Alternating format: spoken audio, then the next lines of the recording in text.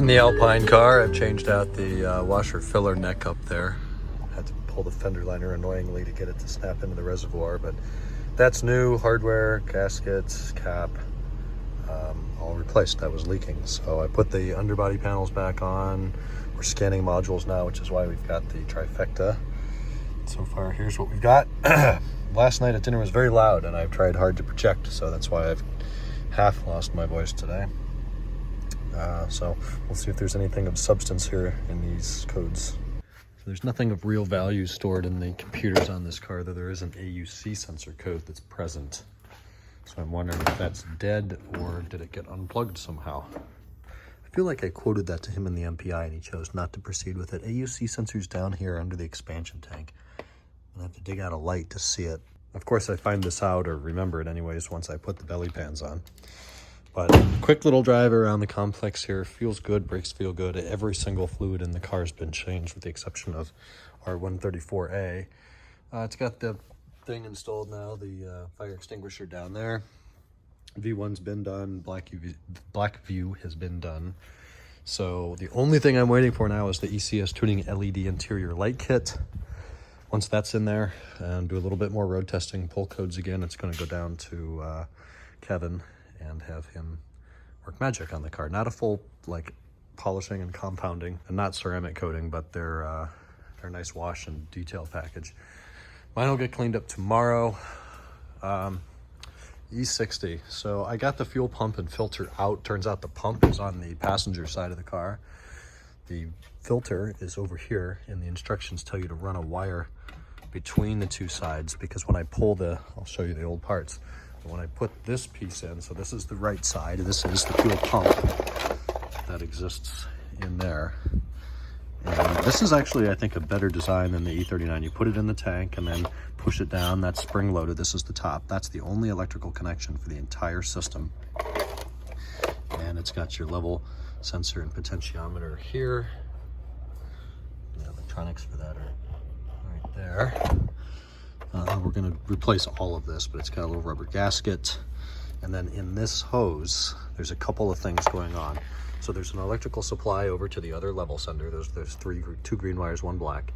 Then we've got the fuel feed from the pump over to the filter, which is on the other side. And then we have our jet suction pipe, which is the Venturi pipe, which is this whole thing that just clips in place. Why it has this little plugged up thing here, I'm not quite sure.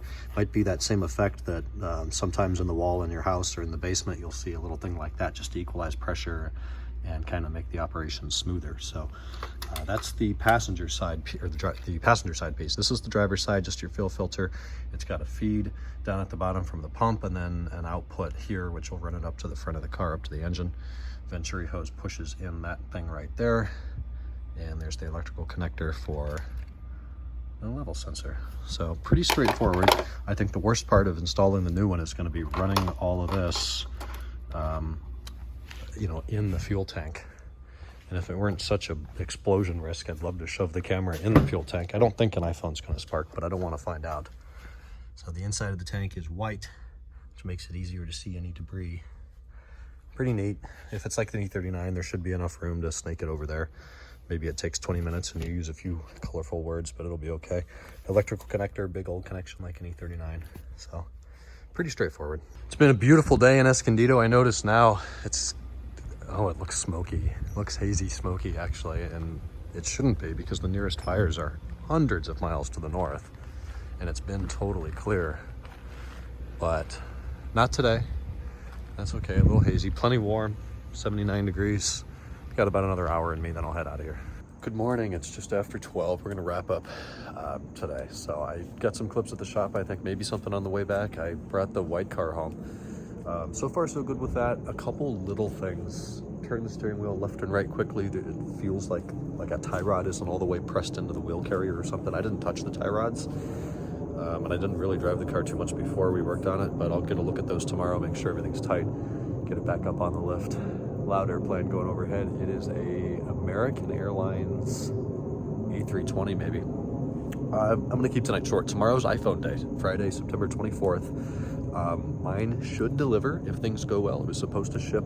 I logged in this afternoon to check again. It said shipping between September 23rd and September 23rd. Well, that's today, September 23rd. I have not yet gotten any emails saying that it's shipped or that it won't ship. I'm not terribly worried about it ever. I don't really have time to set it up or play with it too much tomorrow anyways, though it's always my goal to get it on launch day. So if it does show up tomorrow, I'll be sure to film some clips on that. But really today was kind of a shop organization day, and then working on the white car and finishing that up. This is the first time it's been driven now in probably 8 weeks. It's been quite a while. So that's where we're gonna put today to bed. I'll talk to you guys tomorrow on Friday. Good night.